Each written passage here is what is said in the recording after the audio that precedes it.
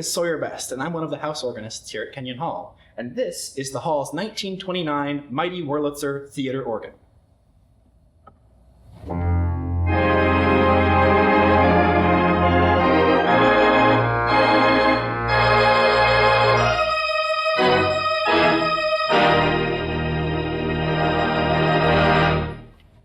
Kenyon Hall acquired this particular Wurlitzer in 1999, and while it's not a completely original instrument, it has everything that you would expect to find on a theater organ.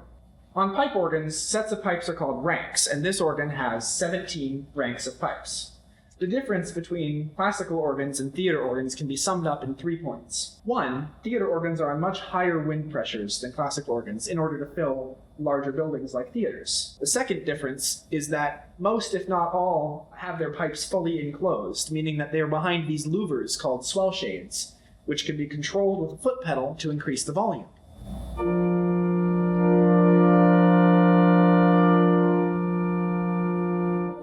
One of the last major differences is that the entire organ has very heavy tremolo, or tremulance. The tibia is the most drastic example of that.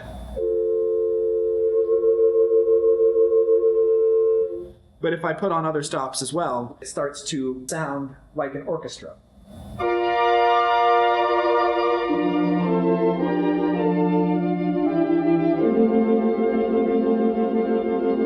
Kenyon Hall is unique in its installation in that it mimics an organ from one of the pizza and pipes restaurants from the 1970s. All of the traps or sound effects are installed on these counters to either side of the stage, which allows them all to be visible and lit up with colored lights, which is fantastic. This organ also has a rather uncommon chamber in the back of the room, which creates a really prominent surround sound as you hear pipes right behind you and in front of you, which is not something that many theater organs can boast because they're usually installed behind grills on either side of the stage or in a room.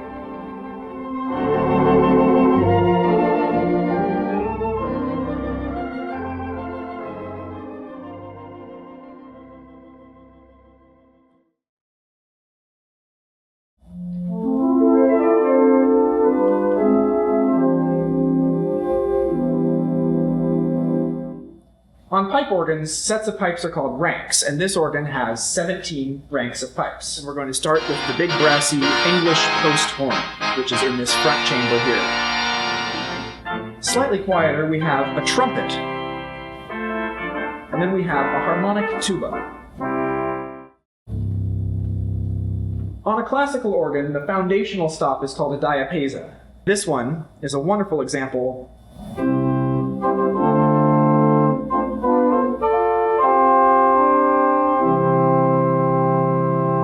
Next, we have a small reed called a canura. Then we have a clarinet.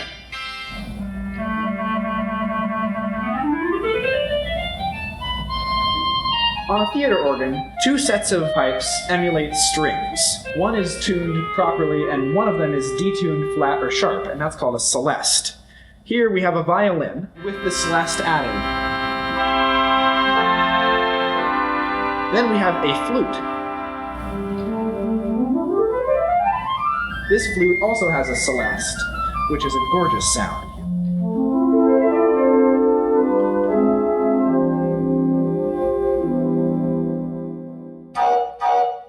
The voice of the theater organ, or the main foundational stop on a theater organ, is called the tibia clausa, and it's a big fat flute.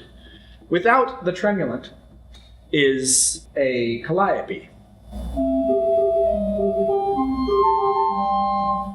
But when you add the tremulant, it fills out the ensemble.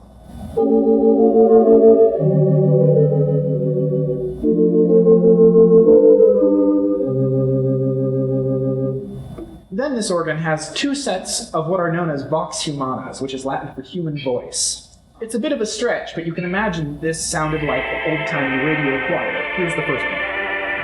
The vox humana was traditionally, in theater organs, used with the tibia as a foundation. And here they are together.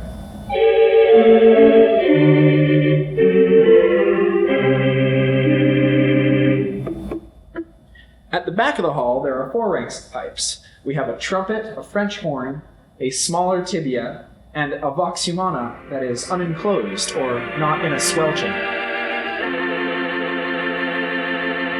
which makes a wonderful solo stop. Moving on from the pipes, there are 6 sets of tuned percussions on this organ. There are 2 glockenspiels,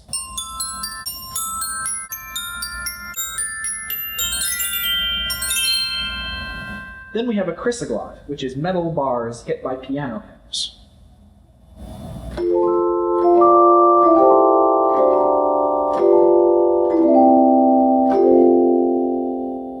Wood harp, xylophone, and then we have the full resources of this wonderful upright Wurlitzer player piano.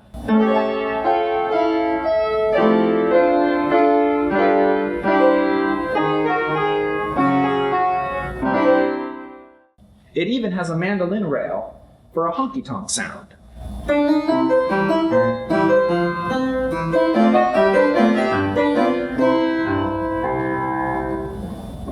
We have several untuned percussions on this organ. We have a triangle, tap cymbal, a wood block, and even horses' hooves. On this lower keyboard, which is called the accompaniment, we have a snare drum, another cymbal, then we have the full resources of a tambourine, castanets, and sleigh bells, as well as another wood block, which can be used for a clip-clop effect. Besides music, theater organs often provided sound effects. A boat whistle to an actual siren, a cowbell, an acme whistle, 2 birds, a fire gong, and a doorbell.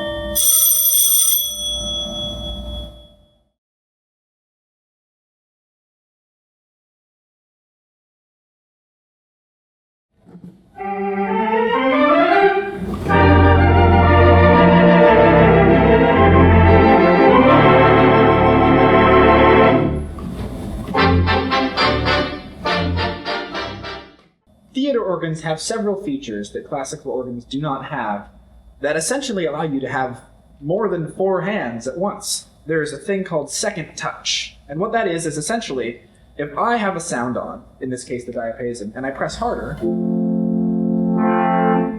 I can pull through to a second set of contacts and have another sound, which allows for accents.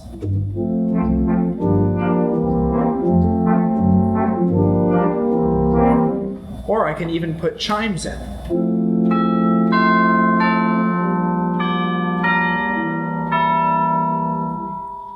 Another feature is called sostenuto. There is a kick switch on one of the foot pedals, where if I'm playing something on the top keyboard, again the diapason, and I kick the switch, it holds the notes for me, which allows me to go down to this lower keyboard, and when I release the switch, the notes come off. And that, combined with second touch, creates the effect of a much more complex playing experience. But no, I don't have to worry. Many pipe organs, not just theater organs, have what is known as a combination action, which is a preset system that allows you to change many stops at once using pistons underneath each keyboard. The combination action at Kenyon Hall is original, not necessarily to the organ, but it still uses air to move the stops, with valves and pneumatics behind each one. Inside the console, the brain for the combination action is located right behind the back, as well as spreader boards where all of the wiring for the keyboards and stops goes back to the relay stack near the chamber. With the exception of stops that have been changed from the console's original specification, most of the wiring is original 1920s cotton-covered wiring, especially around the setter board, which is where you determine what stops you want to go on and off for each piston. There's a switch for every single stop, for every single button, and you have to tell it whether you want it to be on, off, or neutral, where it does not move. Kenyon's console has had many stops added to it, however, and so an additional setter board was built when the organ was installed to accommodate the added stops.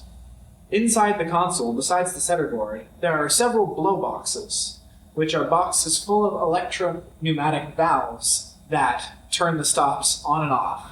To the left is one of the relay switch stacks that connects to the console.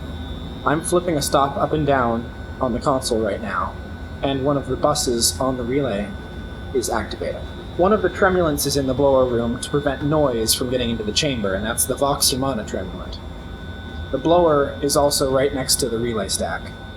This is a 7.5 horsepower motor that makes about 15 water pressure inches of wind. Part of the Wurlitzer's relay is custom built to accommodate stops that were not on the original relay switch stacks. These include many percussion stops like the xylophone.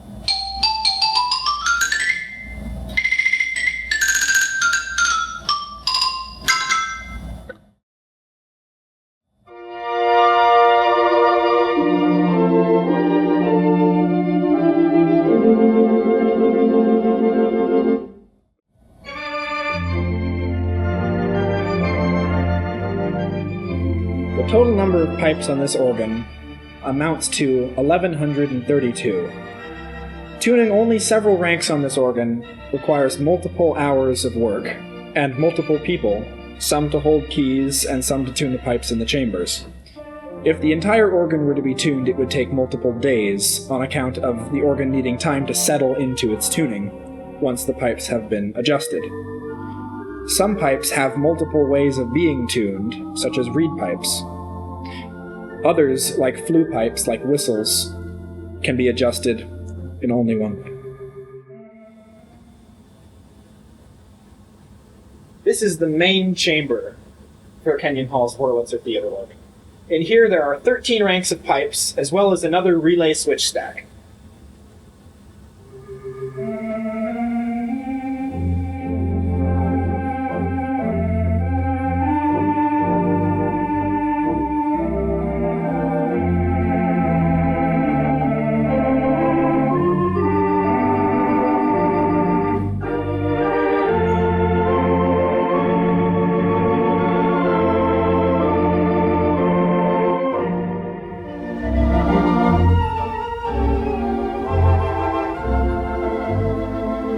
In addition to the main chamber and the toy counters on either side of the stage, Kenyon Hall has an echo chamber for the Wurlitzer, with its own blower supplying air to 4 ranks of pipes, which also have their own swelling closure.